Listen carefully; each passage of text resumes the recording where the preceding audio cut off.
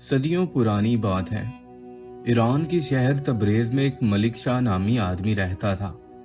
वो इंतहाई नेकदिल और सादा लो इंसान था।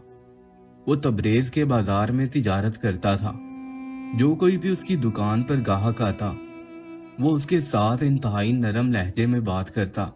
उसके इसी नरम रवैये और लहजे की वजह से बाकी लोगों की निस्बत उसके पास ज्यादा गाहक होते थे। उसके बिल्कुल साथ उसके भाई अब्दाल शाह की भी दुकान थी, जो जुबान का तेज तरार और गुस्से वाला आदमी था। उसकी इसी आदत की वजह से ज्यादातर लोग उसके साथ तिजारत नहीं करते थे। मलिक शाह की दुकान पर ज्यादातर रश लगा रहता, जबकि अब्दाल अपनी खाली दुकान देकर मलिक शाह से हसद करता।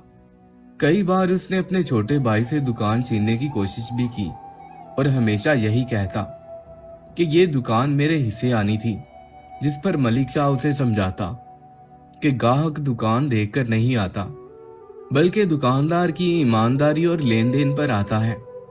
दिन ब दिन अब्दाल की नफरत अपने छोटे भाई के लिए बढ़ती जा रही थी। वो दोनों भाई शादीशुदा थे।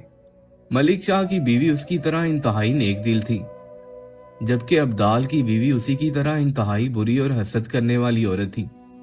वो अक्सर अपने शौहर को उसके छोटे भाई के खिलाफ भड़काती रहती और कहती, आपके भाई ने आपके हिस्से पर डाका मारा है और अब वो आपके बच्चों का हक भी छीन रहा है।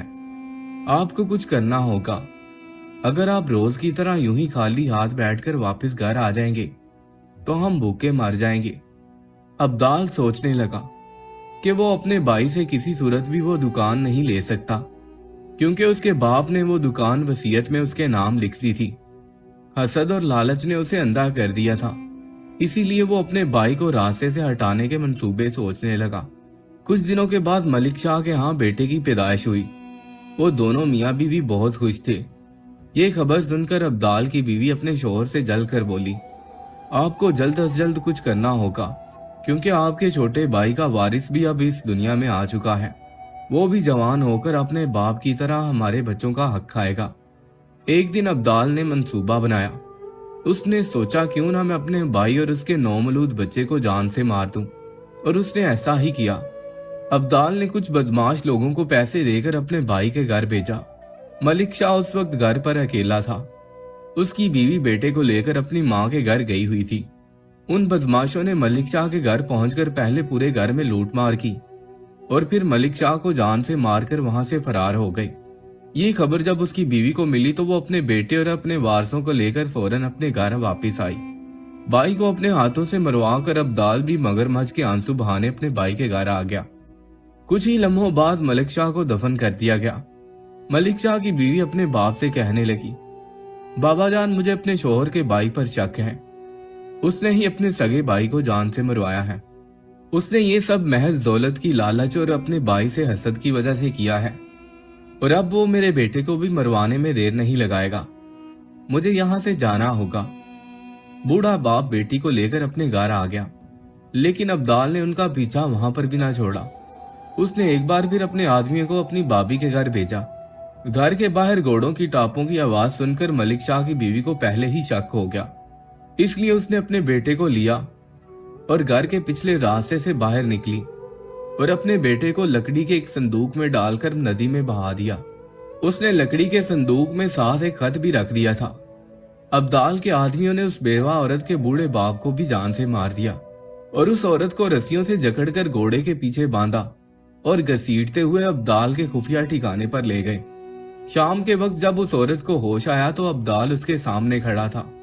उसके होश में आते ही वो उससे उसके बेटे के बारे में पूछने लगा, लेकिन उसने अपने बेटे के बारे में एक लफ्ज भी ना बताया।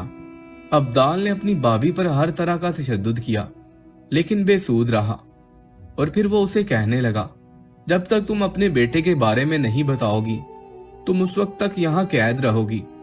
इसके बाद अब्दाल ने अपने भाई के मकान और दुकान पर कब्जा कर लिया। जुल्म की इंतहा देखकर अब्दाल की बीवी बहुत खुश थी।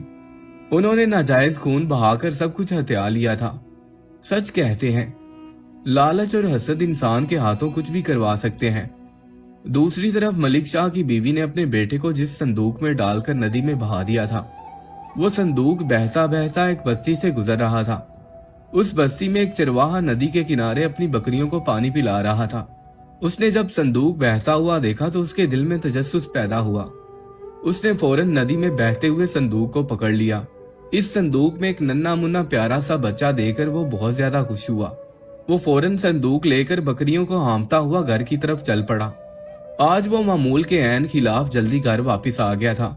चरवाहे की बीवी अपने शोहर को इतनी जल्दी घर आते देखकर हैरत से पूछने लगी, आज आप जल्दी घर कैसे आ गए, और ये आपके हाथ में क्या है?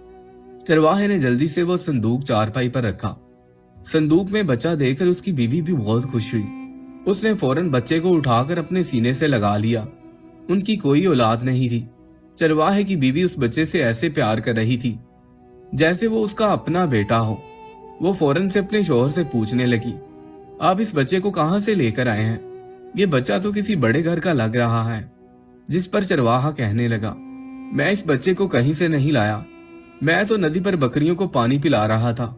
जब मैंने ये संदूक पानी में बहता हुआ देखा और ये बच्चा इसके अंदर था और उसके अंदर ये खत भी था, मैंने आसपास देखा तो उधर कोई नहीं था, इसलिए इस बच्चे को लावारिस समझकर घर ले आया। उसने वो खत खोलकर पढ़ा जिसमें लिखा था, मैं अपने बेटे हमदान को एक फिरौन सिफ्त इंसान से बचाने के लिए पानी में बहा रही हूँ। जिस किसी को भी ये मिले उसे अपना बेटा बनाकर परवरिश करना। इसका बाप इस दुनिया में नहीं रहा, शायद अब मैं भी इस दुनिया में ना रहूं।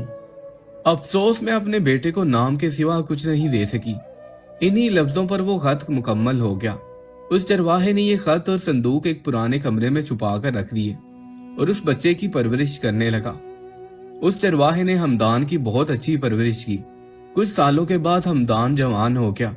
वो इंतहाई ताकतवर और दराज कद का मालिक था। चरवाहा बूढ़ा हो गया। अब हमदान चरवाहे की बकरियां चराने लगा। उसने ना सिर्फ मवेशियों की तादाद को बहुत ज्यादा बढ़ा दिया, बल्कि चरवाहे के घर के हालात बदल गए। उसने इसी पेशे से चरवाहे को एक बड़ा घर तामीर करके दिया। एक दिन चरवाहा बीमार पड़ गया। उसने हमदान को अपने पास बुलाया। हमदान बूढ़े को बीमारी की हालत में देखकर कहने लगा, बाबा चले मैं आपको तबीब के पास ले चलता हूँ। बूढ़ा चरवाहा कहने लगा, बेटा मैं तुमसे एक जरूरी बात करना चाहता हूँ। हमदान ने कहा, जी अब्बा जान मैं आपकी बात सुन रहा हूँ। बेटा आज मैं तुम्हें एक हकीकत से आगाह करना चाहता हूँ, मैं तुम्हारा सगा बाप नहीं हूँ। हमदान हैरत से बूढ़े चरवाहे को देखने लगा। ये संदूक जो तुम्हारे सामने पड़ा है, आज से 20-22 साल पहले ये एक नदी में बहता हुआ आ रहा था और इस संदूक में तुम थे। तुम्हारे सगे माँ बाप कोई और हैं और ये खत तुम्हारी माँ का है। किसी ने तुम्हारे बाप को मार दिया है और तुम्हारी माँ ने तुम्हारी जान बचाने की खातिर तुम्हें नदी में बहा दिया। उस बूढ़े ने वो खत हमदान को दिया। हमदान वो खत पढ़कर गमगीन हो गया। वो बूढ़ा उससे कहने लगा, बेटा मैंने तुम्हें इस खत के मुताबिक पाल पोस कर जवान कर दिया है, जाने कब मैं आंखें बंद कर जाऊं। इसलिए मैंने तुम्हें एक बड़ी हकीकत बता दी है। तुम्हें अपने असली घर वालों को भी ढूंढना चाहिए। शायद तुम्हारी माँ को तुम्हारी सख्त जरूरत हो। हमदान चरवाहे से कहने लगा, बाबा यकीनन मैं अपनी माँ को जरूर तलाश करूंगा, लेकिन जिस प्यार और शफकत से आपने मुझे पाला है, आप हमेशा मेरे लिए मेरे बाबा जैसे ही रहेंगे। इसके बाद हमदान तबीब को घर लेकर आया। बूढ़े की हालत जब थोड़ी सी संभली तो उस बूढ़े ने हमदान से कहा, बेटा अब तुम्हें सफर पर रवाना होना चाहिए। हमदान ने चरवाहे की बात मान ली। उसने वो खत जेब में डाला, जरूरत का सामान साथ लिया और घोड़े पर बैठकर सफर पर रवाना हो गया। वो उसी नदी के रास्ते से होता हुआ घोड़ा दौड़ाता जा रहा था। रास्ते में आने वाली हर बस्ती में वो क्याम करता और वहां पर मौजूद लोगों से अपने माँ बाप के बारे में दरियाफ्त करता, लेकिन उसे कोई सुराग ना मिला। आखिर चलते चलते वो दूर एक बस्ती में जा पहुंचा।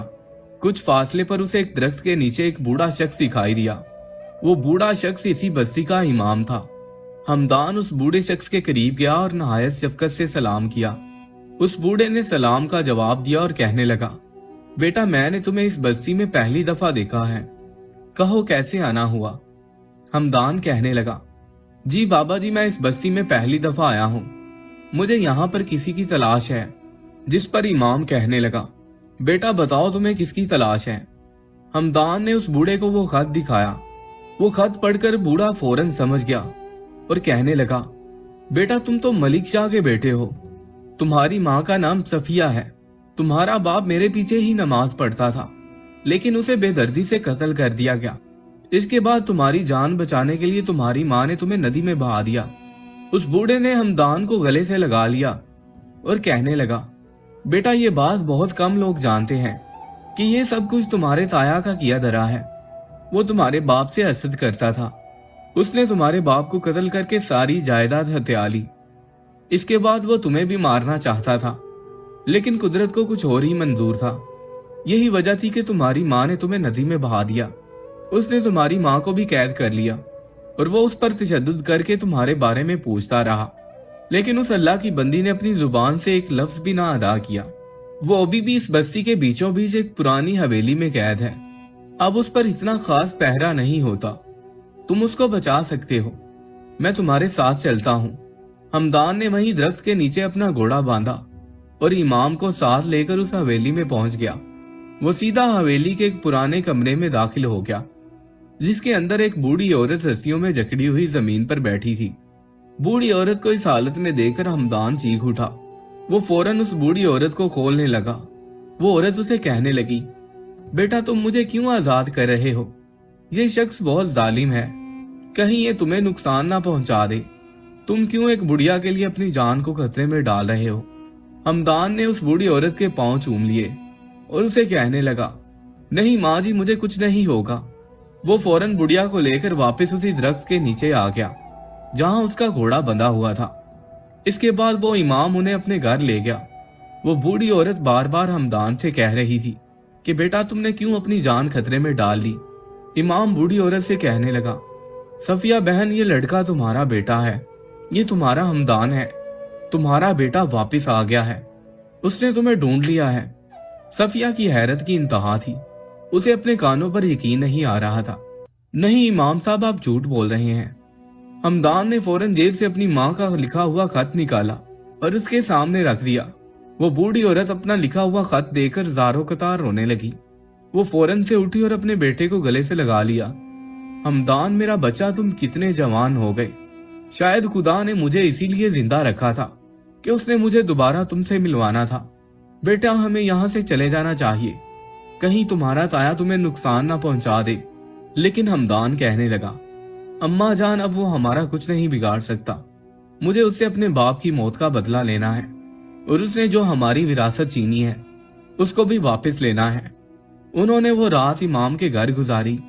अगले दिन हमदान अपनी वालदा को लेकर काजी की अदालत में पहुंच गया और अपने ताया के खिलाफ मुकदमा पेश कर दिया। काजी ने फौरन अब्दाल को तलब किया। अब्दाल उस बुढ़िया और नौजवान को देखकर हैरत में मुब्तला हो गया। काजी अब्दाल से पूछने लगा, तुम पर कत्ल का इल्जाम है और तुमने किसी की जायदाद भी छीनी है? जिस पर अब्दाल झूठ बोलते हुए कहने लगा, नहीं काजी साहब, नहीं काजी साहब, मैंने कोई कत्ल नहीं किया और ना ही मैंने कोई जायदाद छीनी है।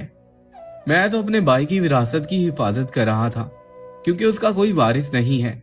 जिस पर सफिया कहने लगी, नहीं काजी साहब, ये आदमी झूठ बोल रहा है और जो ये लड़का आपके सामने खड़ा है ये मेरा बेटा है और यही इस जायदाद का वारिस है।